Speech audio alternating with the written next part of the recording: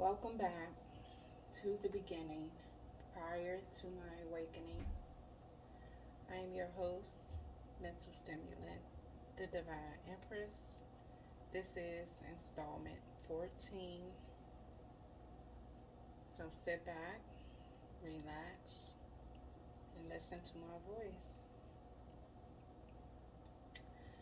In this time of my toxic behavior, one of these previous women I loved deeply, probably deeper than I even knew then, she and I would be an item for almost 4 years.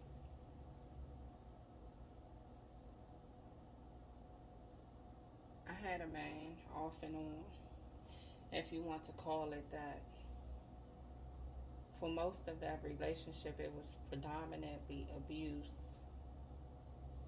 She at the time was in a marriage, but she and her husband were separated. A lesbian relationship was extremely new for her, and well, I thought that was perfect for me. I was very transparent with her, and I explained to her the parameter of she and I's relationship. I hid nothing from her. She became my confidant. When he and I would break up because he got caught cheating or a physical altercation happened that left me bruised, it was her who would at any time jump in the whip and drive 45 minutes to scoop me. She would bathe me, nurse my wounds, stroke my hair as I lay in her lap, and I cried over this dude. No secrets, she knew everything.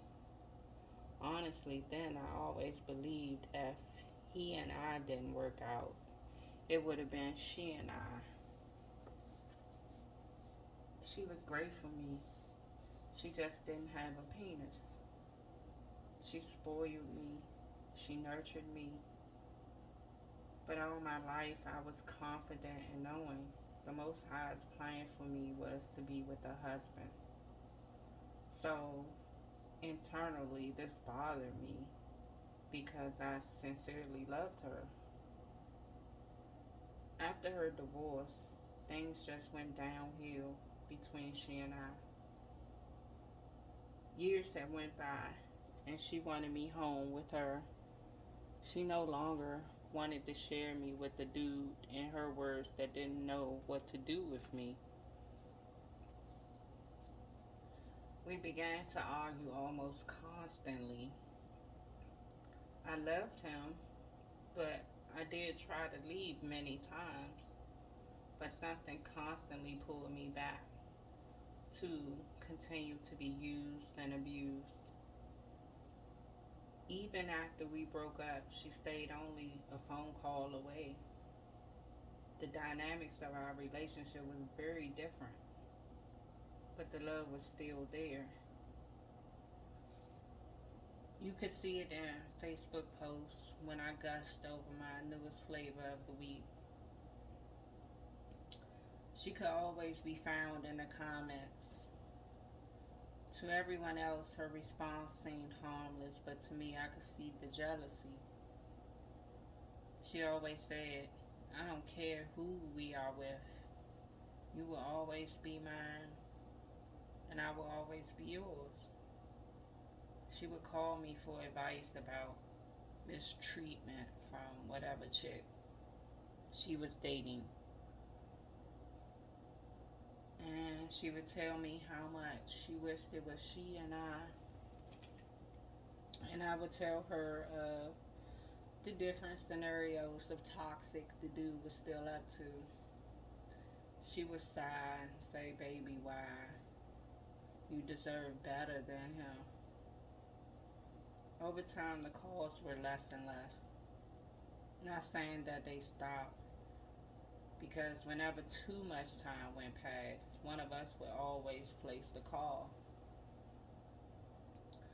Honestly, without a shadow of a doubt, we sincerely loved each other. We had a history no one would believe until suddenly some months go past. And I realized I haven't heard from her. I called and called. I couldn't reach her. I had lost her office number, so I continued to call her cell. She was no longer on my Facebook friends list because her latest boo, some dude, didn't think that it was appropriate that we continue to communicate. Still, I could not reach her. I began to freak out.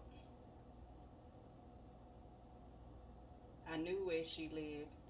I had been there several times. But I also knew so did her dude live there. We had a pact. I thought no matter who we were with, it would never be over. We would be friends forever. I also knew that this dude liked to put his hands on her. I hated it. I seen her living my life. So finally, after weeks of talking myself out of popping up, I said screw it and decided to pop up. I pulled up in front of her building and jumped out the car. I looked over the parking lot for her black Maxima, but it wasn't there.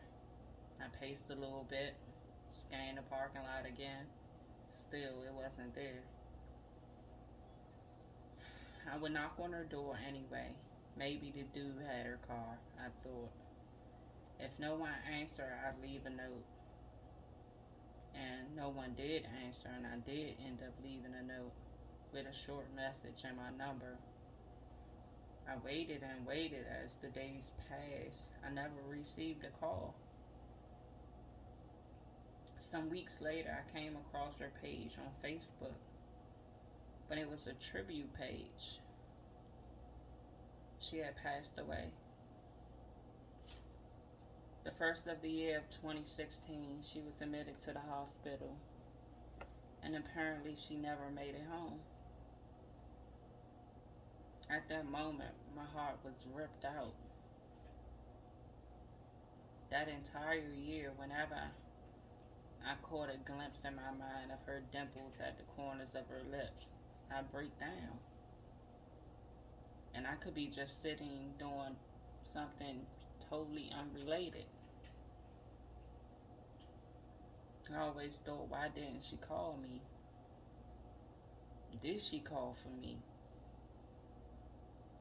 I will forever regret not sticking close to her. I know without a doubt she loved me. She never once crossed me. To her, I should have been loyal and just been with her. I'm thankful the Most High brought someone into my life that showed me unconditional love. In my life, there has been more pretenders than the real thing. No matter, I will never question her loyalty. I have nothing but gratitude for her. She showed me the difference of what loyalty is. She stood on principle. She not only told me she loved me, she showed me she loved me, which is a big difference.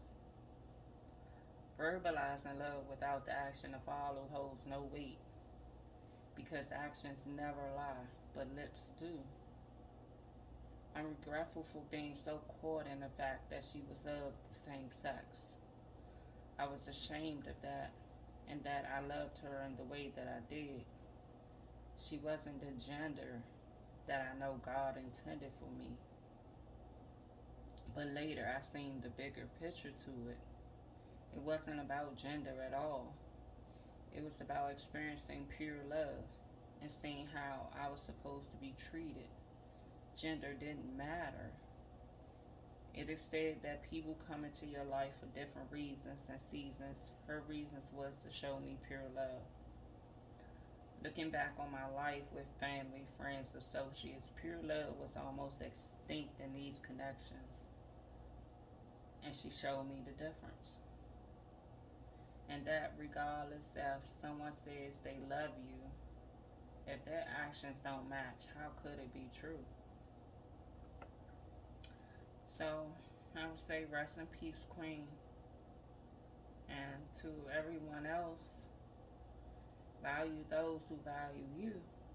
Release those that do more hurting than loving you, because they are holding spots that belong to the real ones.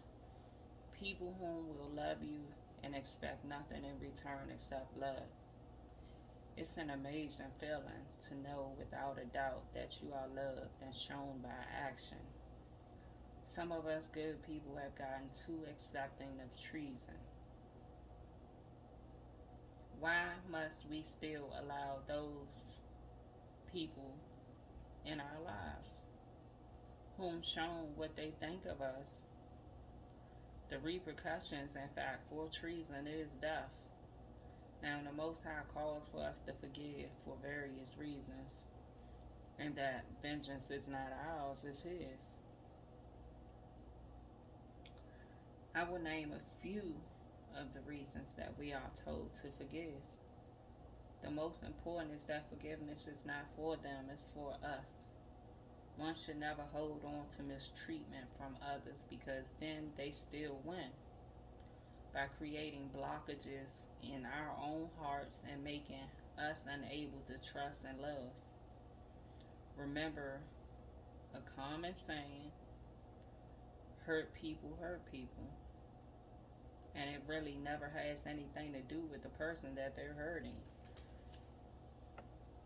We also must forgive because we are all sinners. There is no one perfect. So we must be sure not to judge. But neither should you be a doormat for bad behavior. Why should you? Who told you that was your job? Be wise and free yourselves. The Most High has great rewards for those with pure hearts. But He will not bless you while you're in the presence of those that are wicked. He'll just hold your blessings until you cut the wicked loose. Your blessings are for you, and He doesn't want the wicked to have access to it.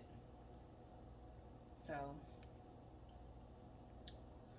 as I close this out, I say to you, if you feel like you want to talk, to vent, or to reach a different perspective, please reach out. Information can be found in the About section on the YouTube page, Mental Stimulant, the Divine Empress. Love, peace, and light.